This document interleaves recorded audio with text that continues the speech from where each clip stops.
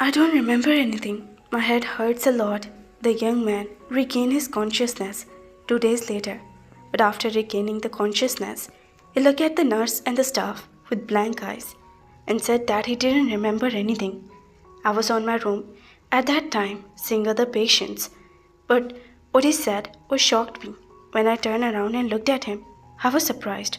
I cleared the file of that patient laying in front of me and told the nurse to take him a discharge slip. Now he is fine. Saying this, I came to the patient who was sitting holding his head. I asked him gently, "What happened?" "I don't remember anything." "Don't you remember how your accident happened?" "Accident? Did I have an accident?" "Yes, you had an accident and you were brought here injured. You had neither a mobile phone nor any wallet with which we could know about who you are."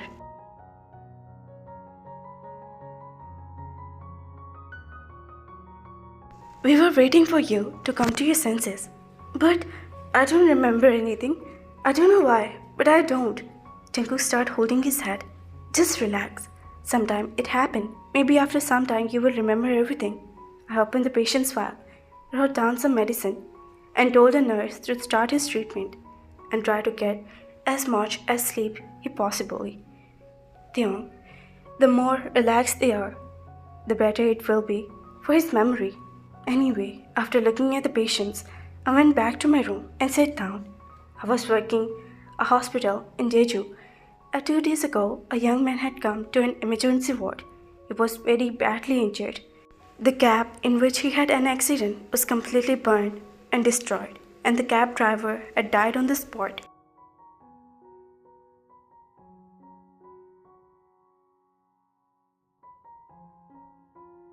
The young man was probably going somewhere in the cab when the accident happened, but he didn't remember anything. He had been unconscious for 2 days, and now he had regained the consciousness. The entire staff was gathered around him to ask he was and about his family could be contacted so they could be told that their son is admitted in the hospital. But it would happen when he remembered anything.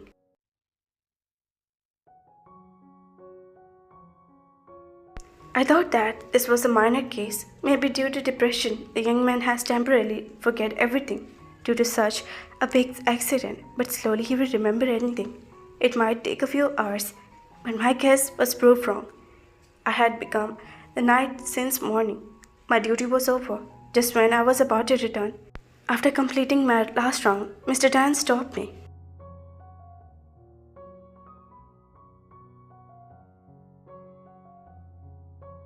"Tyung, I don't understand this boy's case.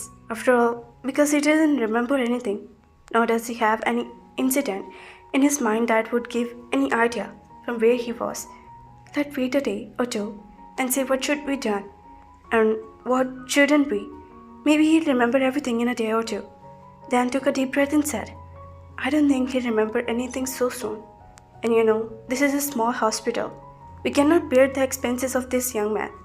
Otherwise, earlier we were hopeful that the young man had remembered everything and his family would come and meet him at the hospital and would pay the bill also. But this man doesn't remember anything, so how could anyone come to meet him here? Maybe his mobile has also burned due to that fire in the cab he was traveling. Otherwise, we would got much information from their mobile."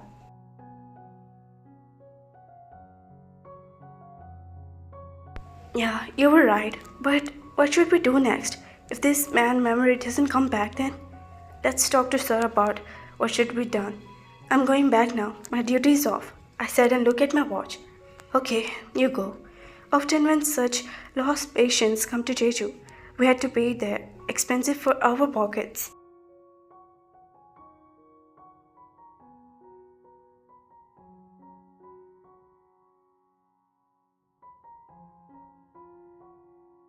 Dan was worried about this because the hospital was private, but if a patient come who would have no one to look for after him, he would be treated at our doctor's fees. No one had any objection to it till now because the case was minor, but this young man had completely forget his memory. He could not even remember his name. This situation continued for a long time. The people wouldn't able to bear the expense of the hospital.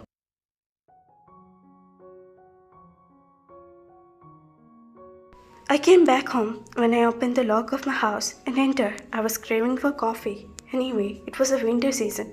I made coffee for myself and started sipping. My parents live in Daegu, but I got a job in Jeju and got a house very close to the hospital. My parents often to visit me during the holidays, but I live here alone.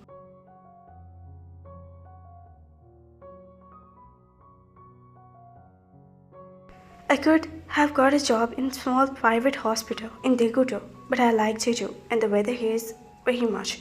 That's why I applied in Jeju and I got the job here. There was much to room home and very beautiful little garden outside. In such a weather, hot coffee had taken all the tiredness. I woke up after a peaceful sleep. I quickly got ready for the hospital. By then, the maid had also arrived.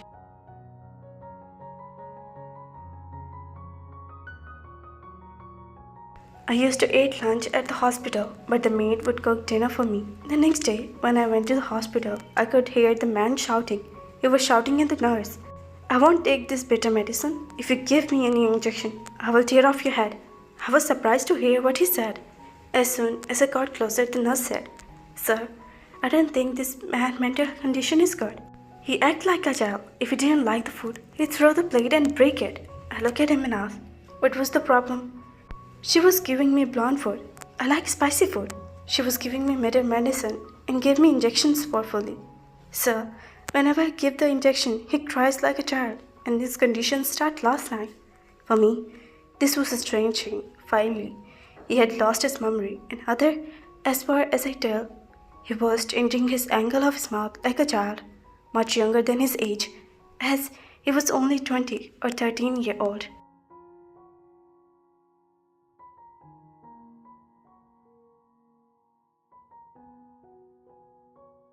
You gave me the injection. I give it to him. I see how he doesn't take the injection. Look, doctor, don't give me that injection forcefully. It hurt a lot. You're so big still. You're afraid of injections? So what? Yes, I'm afraid of it. And I'm not that big. I even eat food from my mom's hand. I couldn't understand what he was saying. However, soon the doctor of our hospital got together and started thinking about what to do with this man. No one was ready to keep him and make any good arguments for him.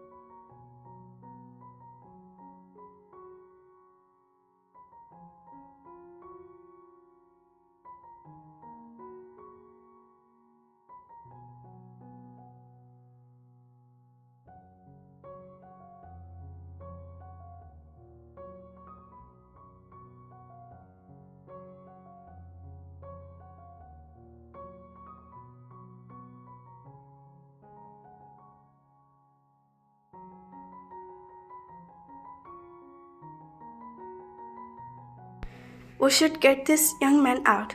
We had treated him. We had done that. And the rest is not our problem. But my heart was not ready to leave him helpless. So I take him to my house. He was looking at my house with great attention and said, Doctor, why did you bring me here?